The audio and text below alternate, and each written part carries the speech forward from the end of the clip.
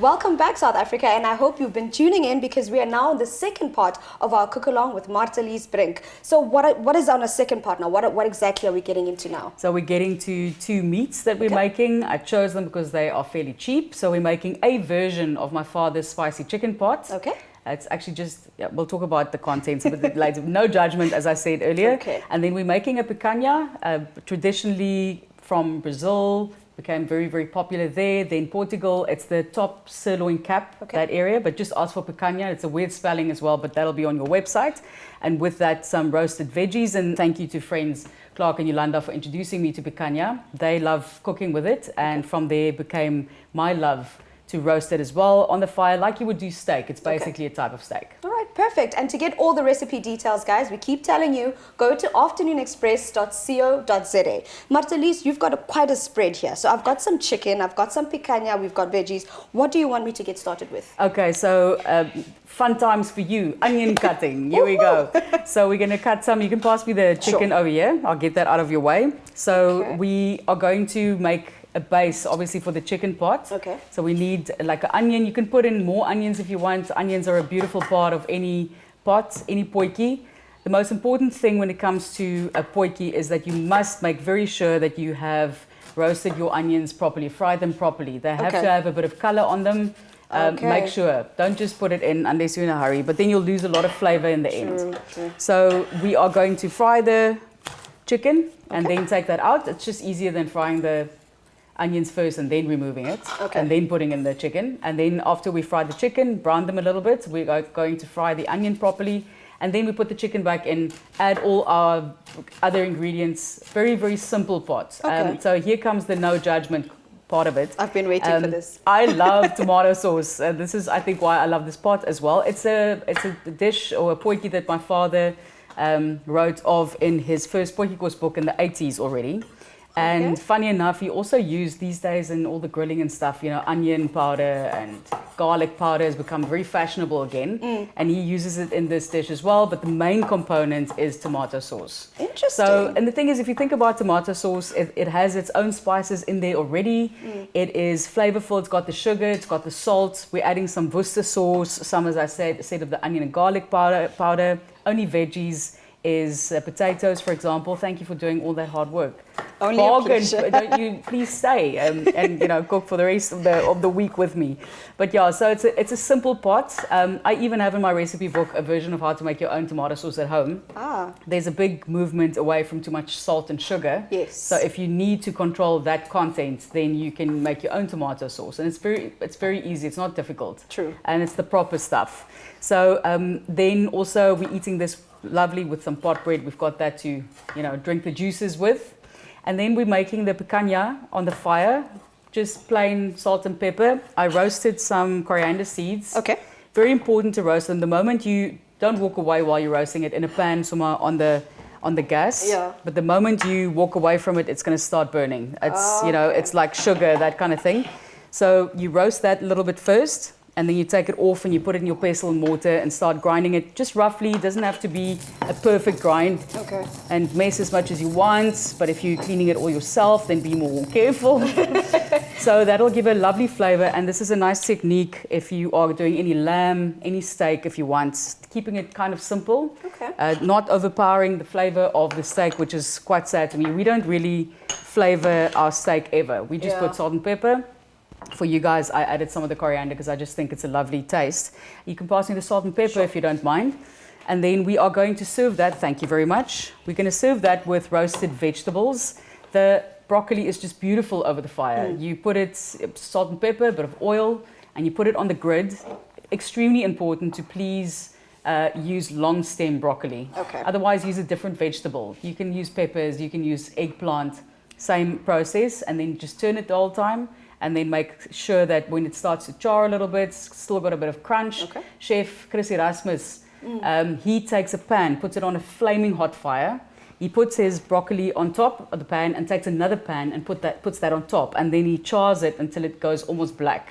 That's his trick. But I just put the thing to get flavor in there is just put a smoking log underneath. There's nothing fire like log. a smoky veg. It is the most beautiful thing. Really, really lovely. And you haven't gone through all the trouble of, you know, smoking. Yeah. we don't all have smokers in our backyard, you know. True. So over here, I've got the base of our dish, which you mentioned has the tomato sauce, because you did mention that your father was known as the king of potjie course, right? He was. That's where I think all our 5 kids, I'm the youngest of 5 kids, that's where our love for cooking comes from. And all 5 of us are cooking crazy. So my 2 brothers, obviously, they're much older than me, and they started cooking with my father at a much younger age, but they are specialists in anything over the fire. Okay. Unbelievable stuff that they do. The one makes his own charcuterie in the backyard kind of thing, you know. Wow. So I always say in Afrikaans, not from around here, nie van hier rond nie.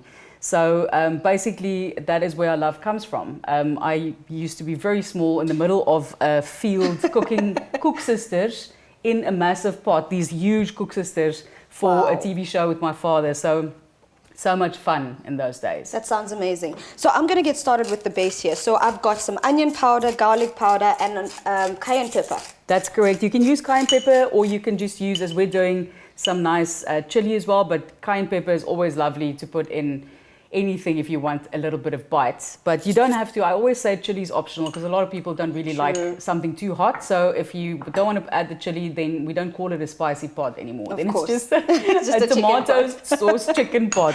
But I always think it's a lovely thing to flavor. But again, no judgment.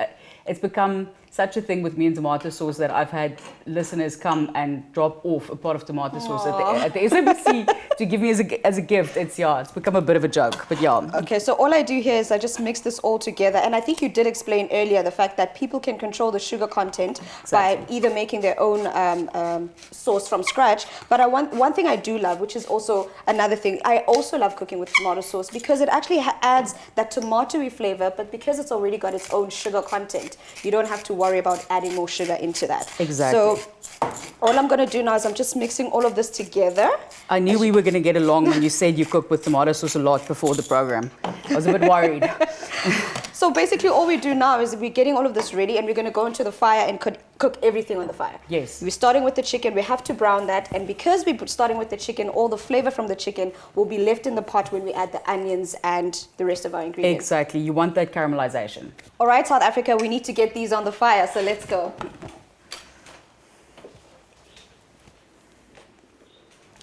Wow, Martelize, this side is so hot. The fire is burning hot.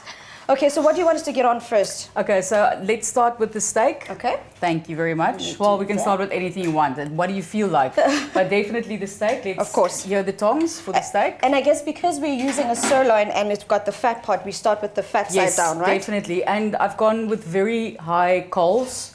So usually if I'm making fillet, you literally still want flames. Yes. And if you don't have those flames, sometimes I put a bit of oil over the top just to introduce flames.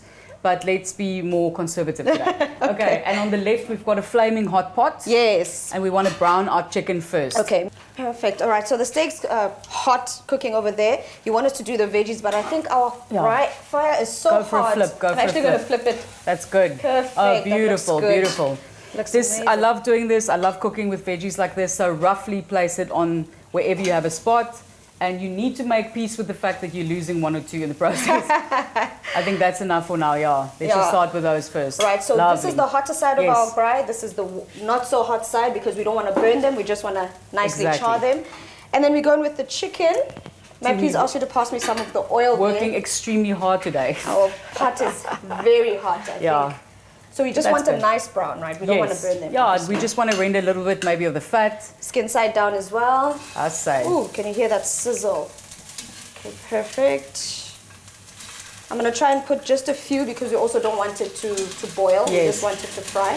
So I'll leave those 4 to cook for now. Good. Lovely. I think, obviously, we have to change Yeah, the tongs. it's important always to remember that you're dealing with raw meats and you don't want to contaminate between meats and when it comes to veggies as well. So you need your tong. That's basically what you're telling me. Let me know if you need help, by the way. I'm here. I think I'm but that looks good for now. I say. All right, so I think we just need to let these cook for a bit. And all we're going to do is we're going to go in with the rest of our ingredients. We're going to take the chicken out once it's nice and brown. Go in with our onions, our sauce that we've got, the chilies, and then the potatoes. And then basically seal that off with that sauce, close it up and let that cook. Exactly. Oh. Simmer slowly for about an hour. Chicken doesn't take much longer than that, but you can just have a look every now and then. Important when it comes to using sugar-based kind of ingredients in a pot. There's a lot of sugar in tomato sauce. Yeah. It's always, please just keep an eye. Sure. You don't want to stir your pot, and you don't necessarily want to add water, Sure. but always keep a bit of water, ready Yeah. for in case it starts cooking dry or it starts catching at the bottom. But in the end, if it starts burning a little bit, don't dismay, please. Yeah. Just when you serve off the top. Don't scratch the bottom. That's True. a very important thing. So as long as the rest of the pot doesn't taste burnt, Yeah. then you can still eat the pot, and just make sure you don't scrape the bottom. Yeah. That's All my right. only real life. All right, True. that's perfect then. So we're going to let the steak cook for another maybe 15 minutes. Yes, perfect. And then basically that's it. And then after this, we've got one more recipe to do, right? Yes, that's going to take some time. So you guys are definitely camping at my house for the rest of the week. No, for the rest of the evening. So we've got our pork going Okay. into the pot, and that usually takes a long time to simmer as slowly as you can possibly go. Everything is sizzling away, but you did tell me that there are 3 very important rules to making sure the potjie turns out perfectly. Yes, I don't know if it's an ego thing or whether it's something else, but no, it's quite important that you leave the pot alone. So a lot of people want to stir the ingredients together. You don't want that. Okay. So no stirring, and you usually put your meat at the bottom. All your veggies come on top. Okay. And obviously you will fill on the veggies as they go. So today we put the potatoes in with the chicken because chicken cooks Yeah. quickly. If you are working with a tougher piece of meat, then you're going to have to cook the meat on its own for at least an hour or two and then add your veggies. Otherwise, you'll just have mush of Sure. veggies left and layers of veggies. You know, if you want to put in patty pans, if you like that kind of thing, then you put them in much later. Much later. So that's 2 of them. And I just think it's important to respect the pot. Don't just put in anything. Yeah. Tomato sauce isn't just anything, okay? So that's those are important things, and usually you don't want to put water in the pot. So the steam it generates is supposed to source the Yes. sauce and cook that way. Sometimes you keep water at hand if the pot was too hot and you Yeah. want to check and it's gone very dry and your meat maybe isn't as done as you would Yeah. like it, then add a little bit. But and sometimes you mix your sauce with water, so that's and just to loosen it up. But you don't need that with this when it's steaming as well as it's steaming at the moment. Of course. And I notice you are using cast iron pots right now. Yes. The reason for that is obviously the convection of the heat in there. And you also did mention that it is important not to wash your cast iron pots. Well, you wash them, but you have to, in the end. I know people. If you talk about seasoning, I know people make bread in a pan and they never clean that pan. It's a well-known thing. When it comes to your pot, obviously you need to clean it somehow, but it's important in terms of seasoning when you buy your pot. Okay. So that's where the seasoning starts. When you buy your pot, you take leftover veggies and you put it in there and you cook it full with water once you've bought it, and you do that a couple of times. That's the seasoning that they used to do. They even use baking soda sometimes to work with that. And some of the pots I think might have been a bit rough previous years. We're talking now about the 80s and those years, and they would scrape it off and make it proper and what is the word I'm looking for? That it's even and smooth. Yeah. Okay. So then after that, the most important thing is after you wash your pot, never ever ever let it stand, not even for a couple of hours without putting some oil in. But now, when I say putting some oil in, it doesn't mean gluk gluk gluk and leaving it. You don't put in that much oil. You take a small cloth and you put Just oil lightly on it, brush. and you need to brush it properly. If you don't do that, it's going to rust as quick as you can say rust. It's rusted. But the thing is, you need to put in that oil, but not too much. If you put in too much and you leave the pot, for example, for a couple of weeks standing one side, maybe a couple of months at your caravan somewhere by the ocean, then you come back and it's congealed and it's extremely difficult to get that loose. My brother uses coconut oil for his. He believes that works best, but I think any oil is fine. Okay. Well, Yeah. perfect. I guess we need to just wait for these to cook. But we have one more, 2 more actually. One more recipe coming up, and that is the pork you mentioned. Yes, pulled pork, and you can make all these recipes either in the oven or on the stove. So you don't have to make it on the fire. It just gives it a much better taste, I believe. And this pork goes in one of the bigger belly pots. And by the way, if you have one of those bigger pots, a nice way to see how many people you're going to feed. And remember, a pot will always make more food for you than any other pot. So if you look at we've got a number 3 pot, and it's got rings around the side. So if you count the number of rings and you multiply that by the number pot. So that's a number 3 pot with 4 rings, you can make 12 food for 12 people. Interesting. I'm pretty sure that pot will feed 15, but hey, that's my, and some people are saying some of the, the factories make different levels. So you can check, but I always go on 2 kgs meat. Okay. You speak so passionately about the potjie. What is the reason? What is the story behind it? I mean, we did mention that your father was known as the king of potjie. I mean, where does that stem from? I think he just had such a love for it, and he would cook constantly. And and he made it. Once he finally retired, he would make a fire in the afternoon and the evening in a small little Dover oven that he also had. So really we were obsessive. He was obsessive. I think we're all obsessive about a fire. If I can cook everything on the fire for the rest of my life, I'd be a happy person. But I think, it's not very environmentally friendly, I guess, to do all of that. But the thing is, that's how we grew up. And in the end, he cooked for thousands of people at the same time. I just remember in the backyard, talking about it earlier, peeling potatoes and onions for days. You would get blisters on your fingers.